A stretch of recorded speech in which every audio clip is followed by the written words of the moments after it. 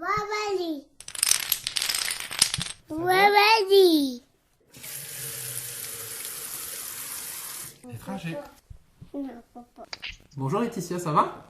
Ça va et toi, Alex? Bah écoute, ça va. Je suis très content de te recevoir. On a passé le cap des 10 invités, des 10 épisodes. Tu es donc la 11e donc pour ce projet et pour ce podcast Les Trajets. Je suis ravi de te recevoir. Je t'avais découvert via du coup une autre invitée qui était Émilie de la théorie des petits pas, avec qui tu avais fait aussi un live de ton côté. Et je trouvais intéressant de partager ton parcours au plus grand nombre, parce que pour le coup, depuis quelque temps, tu es devenue auto-entrepreneuse et donc nutrithérapeute, c'est ça? Exactement. Voilà. Donc, oui, vas-y. Et je te remercie. De rien. C'est avec plaisir. Et donc on va dans le courant de la vidéo, pour les auditeurs qui écoutent, suivre le déroulé de ton parcours professionnel, de ton parcours aussi personnel. Et puis on abordera le sujet plus particulier de ton statut d'auto-entrepreneur en tant que nutrithérapeute. Et pour le coup, il y aura quelques questions diverses pour finir l'interview. Okay. Laetitia, est-ce que tu te souviens, ça revient souvent, la question de comment tu étais quand tu étais enfant, parce qu'on retrouve souvent des traits de caractère que l'on a désormais. Est-ce que tu te souviens de comment tu étais enfant? Oui, j'étais réservée, discrète et en observation. D'accord. Ouais. Ce qui est toujours le cas aujourd'hui? Toujours, mais ouais, toujours un peu. Il faut que j'observe, et après, une fois que je suis en confiance, après c'est bon. Tu peux agir tranquillement. Exactement, tout à fait. Quand tu étais plus jeune, on passe tout de suite au niveau adolescence et même enfance. Tu voulais faire quel métier quand tu y penses, quand tu es enfant, quand on te pose la question, tes parents, tes grands-parents, tu voulais faire quoi? Je me souviens plus. Par contre, après ado, je voulais être maquilleuse, mais plutôt dans le cinéma, donc vraiment transformer les visages. D'accord, ok. Ouais. Okay, des visages de monstres, tu vois, un peu comme ça. D'accord. Et ça t'est venu d'où cette envie-là?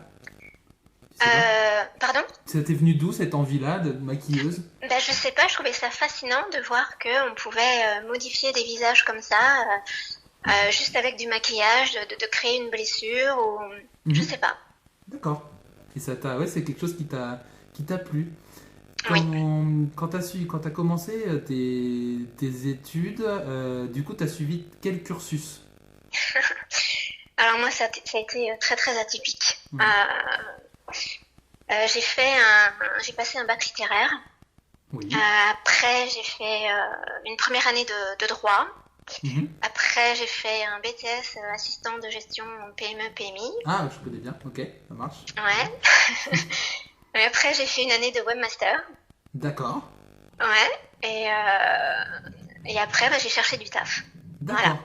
Et donc, quand tu commences à chercher du travail, là, pour le coup, tu as déjà eu pas mal de choses différentes. Et quand tu arrives sur le travail, tu pars sur quoi au final? Le BTS, j'ai pas aimé. Tout le côté administratif, tout ça, j'aimais pas. Et par contre, tout ce qui était webmaster, j'ai adoré. Alors, le problème, c'est que j'étais nulle en langage informatique, mais j'étais bonne en graphisme. Tu vois, Photoshop, Flash, tout ça. Très bien. Et j'ai voulu me lancer là-dedans. Ouais. Mais je trouvais pas, parce que j'étais pas... En fait, aujourd'hui, tu fais soit une école de programmation vraiment pure, soit une école de graphisme pure. Oui. Et moi, j'étais entre les deux, donc ça matchait pas avec le marché. D'accord, tu savais pas donc, sur quel... Ok. Non. Donc du coup, j'ai commencé à bosser dans ce que j'aimais pas, tout ce qui était administratif.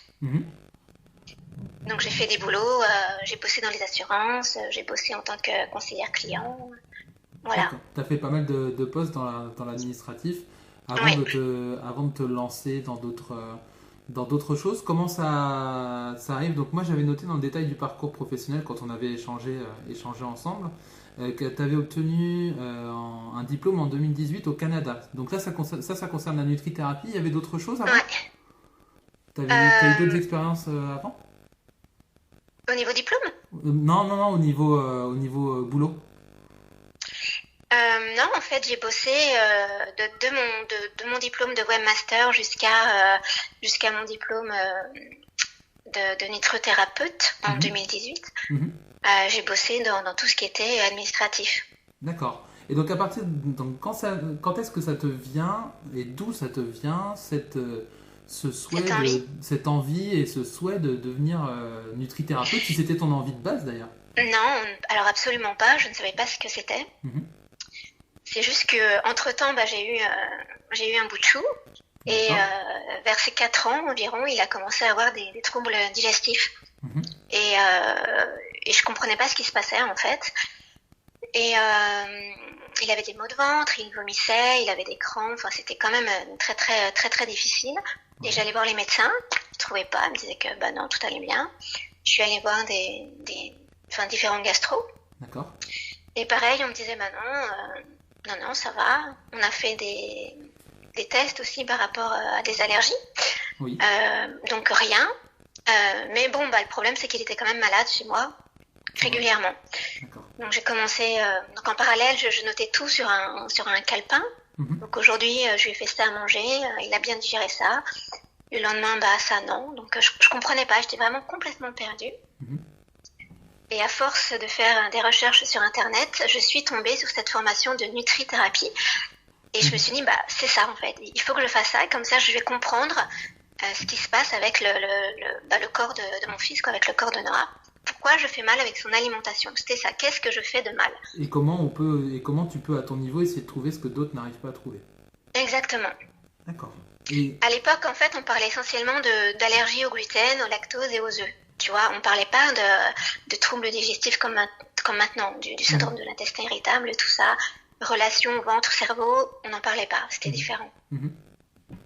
D'accord. Et donc là, toi, t'étais en quête de réponse. Exactement. Et pour le coup, quand est-ce que ça te vient, ce souhait pour le coup, en plus, tu dois changer de pays, du coup? Non, je suis pas partie au Canada, je l'ai fait à distance. D'accord. Je suis tombée sur cette école par hasard, sur cette formation. En fait, c'est simple, je suis tombée sur cette formation, rattachée à cette école, et j'ai lu le sommaire, en fait, du diplôme, entre guillemets, parce que moi, le diplôme, je m'en foutais, je voulais juste comprendre. Mhm. Donc, je me suis inscrite. D'accord. Donc, je me suis inscrite, donc ça s'appelle le Collège des médecines douces au Canada. Je me suis inscrite et j'ai appris, j'ai passé le diplôme pendant 1 an et demi en parallèle de mon boulot classique, quoi. Et tu faisais quoi en parallèle en boulot classique, du coup? Alors, je travaillais dans une société qui vend tout ce qui est perfo, burineur, etc. Tu vois, tout ce qui est dans le bâtiment. D'accord. Pour les entreprises. Et du coup, moi, j'étais un peu au service client, donc je faisais de la facturation, je faisais de la vente, je faisais plein de choses, problèmes de transport, etc. T'arrivais à trouver le temps comment pour suivre cette formation? Ah, là, c'était épuisant. C'était le soir ou le matin. Mhm. Je me réveillais à 4h30, 5h du matin et je bossais jusqu'à 6h. D'accord. Ouais, ça s'est fait comme ça. Et puis les week-ends et... T'arrivais à trouver le temps de caler tout ça? C'était des formations qui duraient combien de... Enfin, en termes de semaines, tu travaillais quoi? 6, 7, 8 heures dessus? Même plus? Alors ça, je saurais pas te dire en fait. En fait, on avait j'avais comme des modules. Mhm. Et pour passer au module suivant, il fallait valider le module précédent, tu vois. Mhm. Donc, j'avais une date, mais après, je me souviens plus trop. Franchement, je me souviens plus. Et comment ça s'est... C'était vraiment, tu vois, par période, je me lève à 5h30 ou 5h et je bosse jusqu'à ce que je réveille mon fils, jusqu'à ce que je m'occupe de lui, jusqu'à ce que je parte bosser. C'était un rythme effréné, pour le coup. Ouais, c'était un rythme soutenu. Effréné. Et je me pose la question, quand je t'entends en parler, de comment ça se fait que à leur niveau, si tu as la réponse désormais, pour le coup, les différents médecins, gastro-entérologues que tu as vus n'aient pas émis cette possibilité, enfin ne connaissent pas, je sais pas, cette formation de nutrithérapie. Ouais. Ah, ne connaissent pas cette formation? Ouais, parce qu'on t'en a jamais parlé avant que tu le découvres par toi-même au final. Mais oui, mais encore aujourd'hui, on entend très peu parler de nutrithérapeute. C'est pas encore, c'est vraiment axé sur l'alimentation. Donc voilà, maintenant on entend beaucoup plus parler de naturopathe, tu vois, et la nutrithérapie arrive progressivement. D'accord. Mais c'est pas encore ça, c'est pas encore dans les mœurs, mais ça arrive. Et comment tu définirais, toi, simplement, du coup, le métier de nutrithérapeute?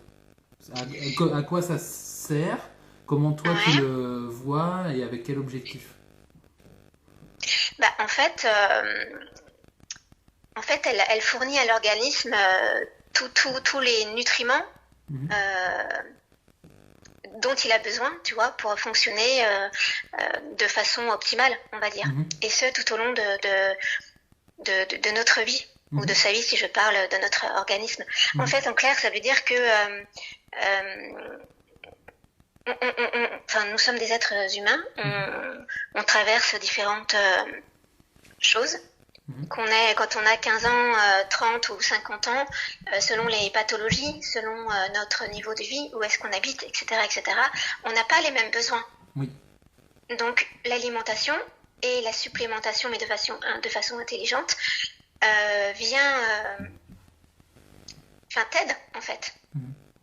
T'aide à fonctionner au mieux, à donner toutes les forces nécessaires à ton corps pour se défendre. Par rapport à la vie, tu vois, par rapport aux agressions externes, entre guillemets. Donc, toi, tu as suivi cette formation, tu as obtenu ton diplôme en 2018 au Canada, mais par contre, dans ce que j'avais noté, tu deviens entrepreneuse, auto-entrepreneuse du coup, seulement en janvier 2020. Donc, pour le coup, à partir du moment où tu obtiens ton diplôme, pendant la période qui va jusqu'à janvier 2020, tu continues à travailler à côté, tu essayes d'obtenir ce statut, comment ça se passe? En fait, quand j'ai fait ma formation, comme je te l'ai dit tout à l'heure, j'avais pas pour objectif d'être à mon compte. C'est quand j'ai passé le diplôme, j'ai trouvé ça passionnant, parce que pour passer le diplôme, il a fallu que je rende 3 dossiers sur 3 personnes différentes, qui faisaient environ 30 pages chacun, donc c'était assez poussé.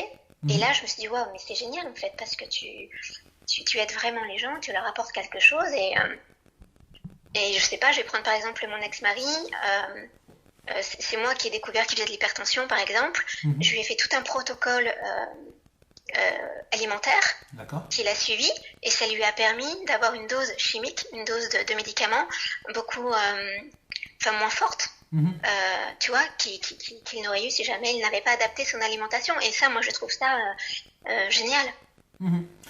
Et comment ça se passe pour quand tu deviens entrepreneuse? Moi, ça m'intéresse pour le coup, parce que j'avais lancé différents projets. Celui-là est celui qui prend le plus d'importance. Mais comment ça se passe, le fait de devenir auto-entrepreneur? C'est des démarches que tu qualifierais de complexes? Comment ça s'organise? De complexe et de simple à la fois. Ça dépend... Ça dépend si tu es à l'aise avec l'administratif ou pas. En une semaine, tu as ton statut. D'accord. Donc ça va très très vite en fait. Moi j'ai mis du temps, mais tout simplement parce que je travaillais et qu'il faut du courage quand même pour se lancer, pour tout abandonner. On se pose des questions, mais est-ce que je vais y arriver? Est-ce que je vais payer mes factures? Donc on y pense. Et puis en plus, comme j'ai une vie aussi que je me partage entre deux villes, tu vois, il y a tout ça tout est rentré en compte. Mais après, voilà, tu vas sur le site de autoentrepreneur.com, je crois. D'accord. Et voilà, et tu as toutes les infos. Mais je te dis, moi j'ai reçu mon statut, en une semaine, c'était fait. Une semaine après avoir créé tout ça. D'accord, après avoir commencé. D'accord. Donc au préalable, je suis également renseignée. J'ai écouté, parce que sur les réseaux maintenant et sur Instagram, il y a énormément d'informations. Donc j'avais acheté un petit module d'une nana qui s'appelle J'aime la paperasse. C'est une nana, et j'en parle parce qu'elle est vraiment top. Et elle expliquait vraiment comment devenir auto-entrepreneur, les champs, à quoi il faut faire attention, et voilà. Et de fil en aiguille, ça s'est fait comme ça. D'accord, tu as suivi aussi le parcours d'autres personnes qui sont passées par là pour te faire ton propre parcours d'auto-entrepreneuse. Oui. Et moi, donc, là, à partir du moment où tu te lances en tant qu'auto-entrepreneuse, ça fait un peu plus d'1 an. C'était en janvier 2020, donc ça va faire bientôt 1 an et demi. Là, ça se passe comment, quand tu débutes, tu dois démarcher, tu commences par des personnes que tu connais, comment, par bouche à oreille, comment ça se passe? Je pense que c'est propre à chacun. Mhm, Personnellement, forcément, ça a été au début les personnes que je connais et puis le bouche à oreille. mhm, Et puis, moi, dans ma branche, j'aime bien forcément tout ce qui est magasin bio. mhm, Tu passes par là, tu laisses des cartes, tu parles avec les gens. Euh, Instagram aide mhm, aussi, enfin les réseaux sociaux, ça mhm, aide, mhm. essentiellement comme ça. Ouais. D'accord. Euh, Et j'ai passé aussi, pardon, j'ai pris une coach. J'ai pris T'as une pris une coach, coach, ok. ouais, j'ai Et- pris une coach, c'était en mars justement, pendant le confinement. mhm, Euh, En fait, c'est simple, on passe des diplômes, mais on nous apprend pas à être entrepreneur. Enfin, oui, c'est chaud quand même. Comment oui, se vendre? Et tout à moi, fait. alors déjà, je, je me suis déclarée entrepreneur, D'accord. mais, mais 3 mois après, je me suis dit, mais comment je fais en fait pour me vendre? Parce que bah, c'est pas si simple en fait. Ok, il y a les magasins bio, ok, C'est sûr. il y a les connaissances, il y a les gens qu'on croise, etc. Mais se vendre, c'est un métier quand même. Mm. Et j'ai pris une coach. T'as pris une coach pour t'aider à te vendre en fait et à promouvoir ton activité. Ouais, pour comprendre, ouais, pour construire une offre d'accompagnement, Mhm, pour comprendre ma cible, parce que mhm, moi, comme la nutrithérapie, en fait, on la connaît pas très très bien en France. mhm, Je me suis dit, mais comment je travaille? Je suis pas diététicienne, je suis pas naturopathe, je suis nutrithérapeute. Mon diplôme ressemble à celui des naturopathes, mais du coup, tu vois, c'était hyper compliqué. Et il y a eu un temps assez long d'observation mhm. encore, où j'ai regardé comment les différents thérapeutes fonctionnaient, et c'est là où j'ai compris, mais attends Laetitia, si tu prends les naturopathes, il y en a qui sont spécialisés au niveau troubles digestifs, il y en a qui sont spécialisés au niveau troubles hormonaux, Oui. et en fait, derrière un diplôme, tu as le thérapeute, et tu as la personne, et c'est vraiment la personne qui crée, entre guillemets, sa façon de fonctionner, son métier. Tu vois ce que je veux dire? Oui, tout à fait. Voilà. Donc, et c'est comme ça. Et elle, ma coach, elle m'a aidé à trouver, euh, moi, en fait, comment j'allais procéder, qui j'étais par rapport à ce diplôme. Et quand tu commences à avoir des personnes qui viennent à tes séances, moi ça m'intéresse de savoir comment ça s'organise. En fait, j'imagine que tu commences par une séance où tu apprends à connaître les habitudes alimentaires Oui, de la personne, c'est ça? Et sur cette base-là, tu donnes des conseils et un suivi à respecter, peut-être? Comment oui. ça se passe? Alors c'est assez long. La première séance dure environ 1 heure et demie. On Oui. parle. Alors ça dépend du pourquoi, hein, du pourquoi la Mhm. personne La vient me personne vient, voir. oui. Et du coup, on va parler de ses habitudes de vie, de ses antécédents propres, de ses antécédents familiaux aussi, on peut les aborder. Tout Mhm. dépend encore une fois. Mhm. On va parler euh, des médicaments qu'elle prend, on va parler de tout plein de choses en fait. Et là, toi, ça te permet d'avoir une base de travail. Exactement. Et après, comment ça se passe en fonction de ce qu'elle te dit? Tu lui donnes directement des éléments ou Non, t'attends alors de... je vais donner des petits éléments comme ça en parlant, vite fait. Et après, je renvoie un mail assez Mhm. complet. Mhm. euh, Assez complet. J'aime bien le faire après parce que, en fait, moi, je travaille aussi avec de la phytothérapie, avec des huiles essentielles. Mhm. Et selon les médicaments, selon si la personne prend des antidépresseurs, là, ça peut être assez complexe et j'aime toujours vérifier avant parce que je connais pas toutes les plantes par cœur. Euh, J'aime vraiment vérifier les contre-indications, tu vois. Mhm. Mhm. Et ça, c'est hyper important. Et comme ça, voilà. Et je renvoie le dossier à la personne. Ouais. Et ensuite, elle me rappelle quand elle le désire. Voilà. Donc toi, Sous 48 heures, elle le lit, elle regarde. Parce que, en fait, j'envoie un dossier, mais j'envoie également. Alors, ça dépend si c'est par exemple pour un problème de surpoids. Je peux également envoyer des documents, tu vois, des PDF, des petits travaux, des petits exercices Voilà. Et comme ça, après la personne, comment on dit? Elle prend en compte tout ce que je lui ai envoyé, tu vois, elle les digère, elle regarde quand elle l'attend, quand elle a le temps, oui, et ensuite elle me recontacte et on en discute. D'accord. Et je peux ajuster, tu vois, si c'est trop lourd, si c'est compliqué, si on ajuste. Et après, tu restes disponible pour les personnes sur lesquelles tu fais un suivi, tu restes disponible pour toutes les personnes au téléphone directement? Oui, toujours. Ah, ça c'est hyper important. Ouais, ça c'est hyper important. Et du coup, là, je suis en train de créer une offre d'accompagnement vraiment sur 3 mois parce que là, le problème, c'est que je suis hyper disponible pour les personnes. Des fois, elles hésitent parce qu'elles savent pas. Elles se disent, mais est-ce que je retourne la voir le mois prochain? Est-ce que, tu vois? Donc là, je suis vraiment en train de créer un accompagnement sur 3 mois. Comme ça, il y a plus de... Moi, j'ai pas peur d'être intrusive. Elle peut venir autant de fois qu'elle veut. Voilà, c'est un vrai coaching, en fait. Est-ce que, moi, c'est pareil, une question qui me vient quand tu m'en parles, parce que tu prends en compte pas mal d'éléments, pas seulement alimentaires. Est-ce que là-dedans, il y a aussi, et tu l'as peut-être appris au Canada, est-ce qu'il y a quand même un peu de psychologie pour le coup aussi? Oui. Oui, il y en a, bien sûr. Beaucoup de psychologie aussi? Oui. Oui, il y en a. Est-ce que c'est de là que viennent les mots MAUX? Ouais. La plupart du temps? Oui, c'est tout à fait. Ouais, c'est tout à fait ça. On en parle beaucoup parce que je suis en train de finaliser une formation sur les troubles du comportement alimentaire.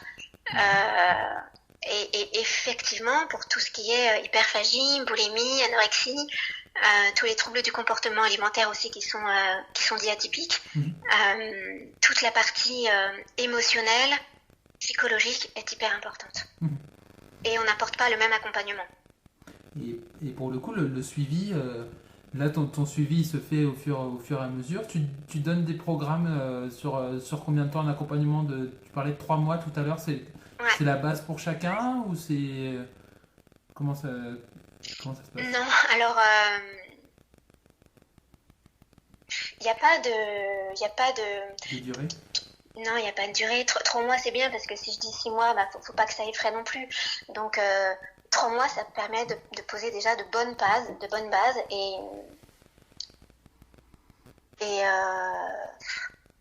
3 mois, c'est bien, tu vois. Et après, on ajuste, on voit. Bien entendu, si la personne elle a besoin de plus, je suis présente. Et tu as eu quels sont les retours pour l'instant depuis que tu as commencé ton activité? Est-ce que du coup tous les enseignements que tu as pu avoir, ils se sont avérés positifs, j'imagine, pour la plupart, mais comment ça t'as des retours qui sont positifs, des situations de vie qui s'améliorent? Oui, oui, ouais, régulièrement. Après, tous ne reviennent pas non plus. Je reçois pas tout le temps des petits messages en me disant bah c'est génial, mais ouais, j'en reçois bien sûr. J'en ai aussi qui le voient en fait parce qu'ils appliquent pendant un certain temps tous mes conseils, ne serait-ce que pour les troubles digestifs. Donc j'ai une personne qui est venue me voir la dernière fois pour les troubles digestifs. Ensuite, elle a appliqué tous mes conseils. Elle m'a dit ouais effectivement ça va nettement mieux. Et puis peut-être quelques temps après, elle a repris ses anciennes habitudes.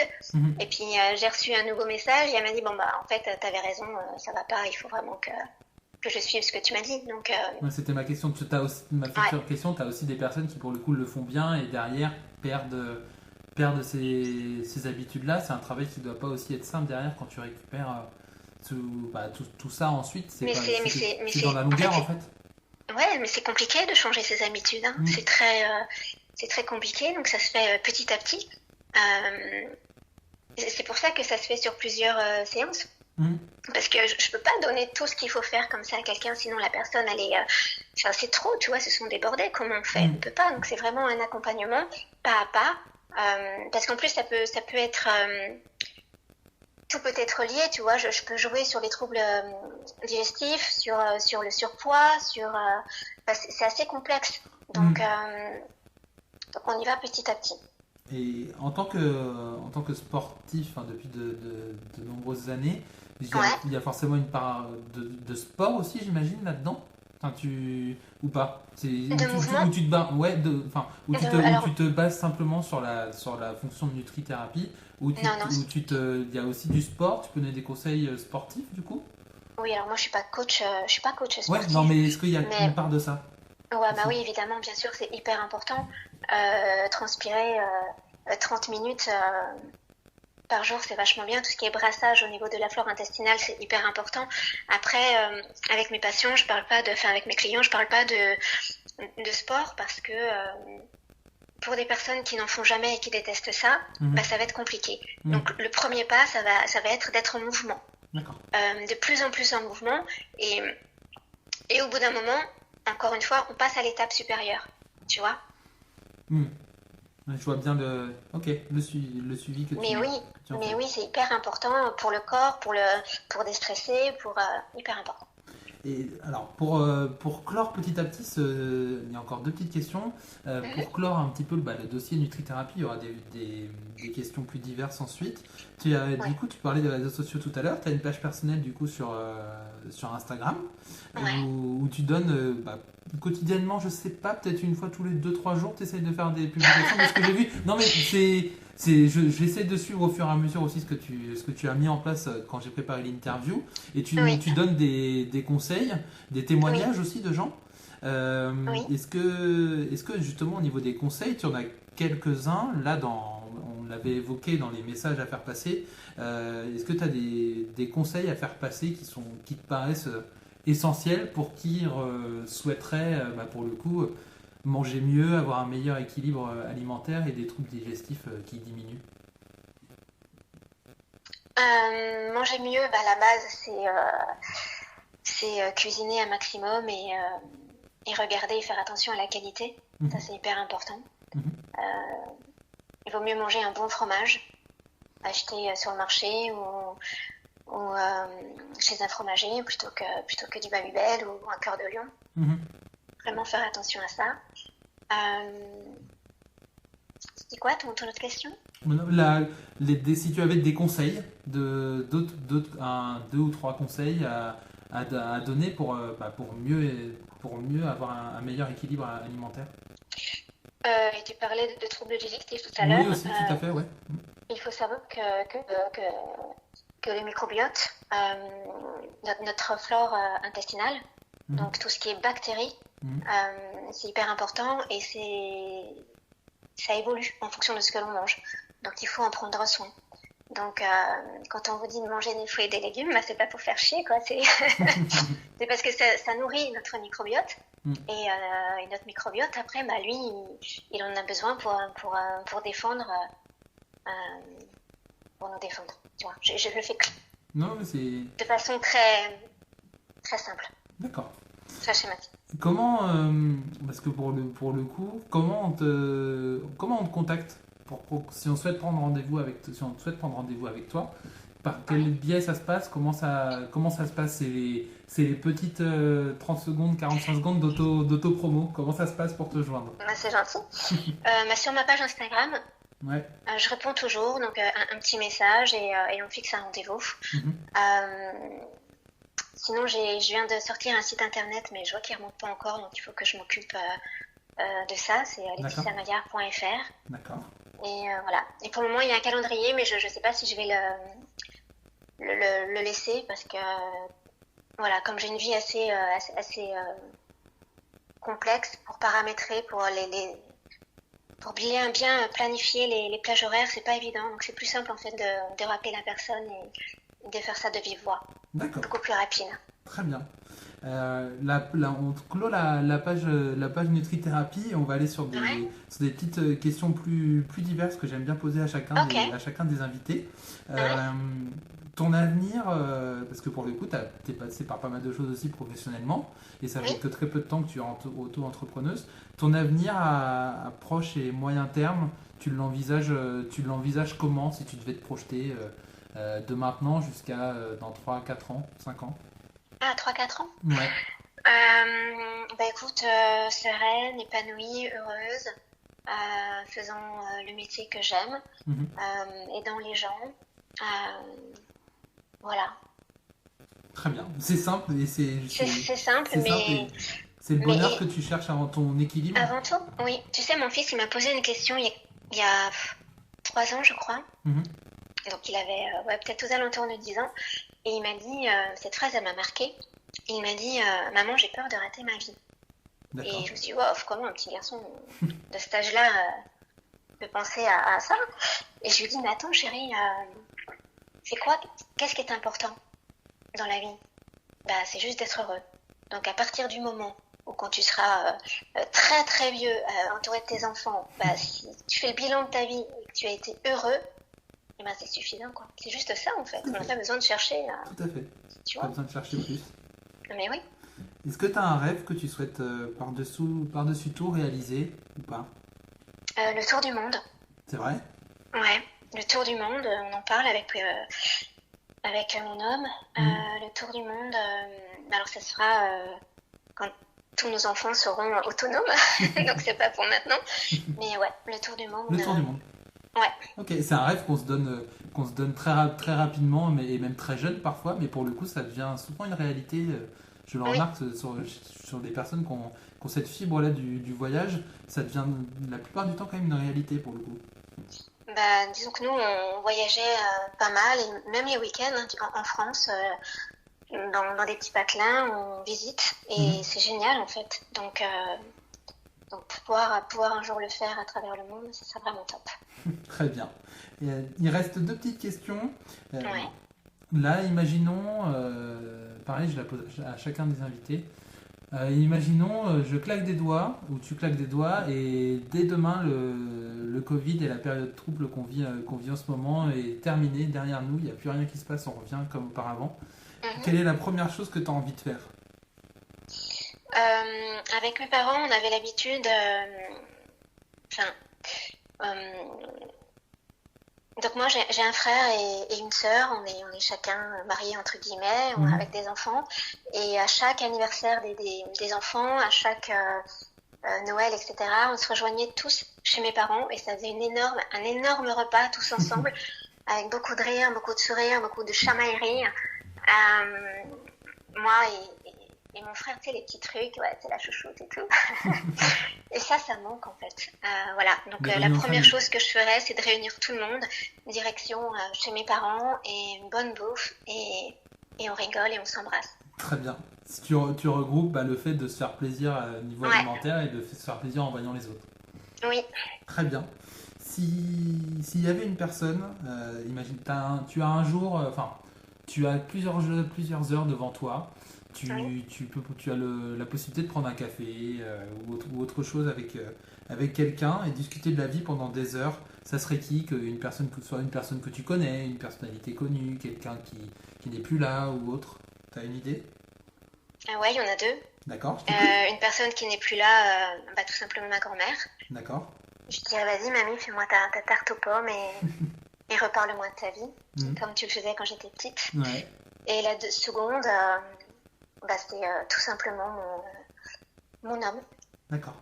Tout simplement, ouais. Ok, ça marche. Parce que en plus, je me rends compte que souvent les gens, ils sont dans leur routine et ils prennent pas le temps des temps simples d'être je suis d'accord. avec la personne, tu vois. Je te confirme. C'est tellement bien. Donc voilà. Et moi, j'adore être avec mon homme. Donc, il y a une phrase moi, qui me marque souvent, c'est qu'on ne dit jamais assez aux gens qu'on aime qu'on les aime. Ouais, c'est vrai. C'est une phrase que j'essaie que j'ai tout le temps en tête et que pour le coup, je trouve important. Et c'est peut-être aussi cette phrase-là et ce trait-là de personnalité qui fait que j'ai envie aujourd'hui de laisser la parole aux autres et des personnes que je connais pas pour qu'ils me parlent de ce qu'ils aiment, justement. C'est beau en tout cas. Pour le coup. On arrive à la fin de l'interview, Laetitia. Est-ce que tu as une idée de combien de temps sans regarder ton téléphone on est en discussion? Je vais dire une petite demi-heure. Un peu plus. Ça fait presque 35 minutes, un peu plus de 34 34 minutes qu'on est en ligne. Okay. Je te remercie beaucoup d'avoir accepté cette interview. Très sincèrement, c'est je trouve ton parcours très, très touchant. Le fait d'avoir effectivement choisi cette voie-là pour justement venir un petit peu aussi au secours des troubles digestifs que pouvait avoir ton fils, et que pour le coup tu aies suivi ce biais-là pour ta famille. Je trouve que c'était quelque chose que j'ai vraiment trouvé très touchant quand j'ai pu découvrir ton parcours. Donc pour ça je suis vraiment très heureux de t'avoir reçu et d'avoir fait cette interview. Le podcast, lui, il sera de nouveau en ligne donc ce lundi à 16h, et puis les autres épisodes suivront. Je vais essayer de garder un rythme assez d'une fois par semaine, potentiellement une fois toutes les 2 semaines. Pour le coup, le podcast il peut toujours se suivre sur YouTube et Spotify, où vous avez tous les épisodes au fur et à mesure, les nouveaux épisodes les lundis à 16h, et je vous en parle sur les réseaux sociaux, Instagram, Facebook, et puis un peu moins Twitter, mais je le rentre quand même dedans. Et puis il y a pas mal d'autres applications de podcast qui sont aussi disponibles. On a Apple Podcast, Google Podcast, encore Breaker, Radio Public, on a Overcast, Pocketcast, enfin il y a pas mal de choses. L'application Encore permet de faire diffuser ce podcast sur pas mal d'applications diverses. Et puis si vous souhaitez témoigner, rentrer en contact avec moi, il y a les réseaux sociaux, donc Instagram principalement et Facebook, donc Les Trajets, et puis également l'adresse mail lestrajets@gmail.com. Laetitia, je te remercie d'avoir pris le temps pour cette interview. Un grand merci, c'était un plaisir. Et juste suis tes rêves. C'est parfait, c'est gentil. Je te remercie et je te dis à très très vite. Et donc j'espère que vous avez passé chacun une très bonne écoute avec nous. Merci Laetitia. Merci, à bientôt. À bientôt.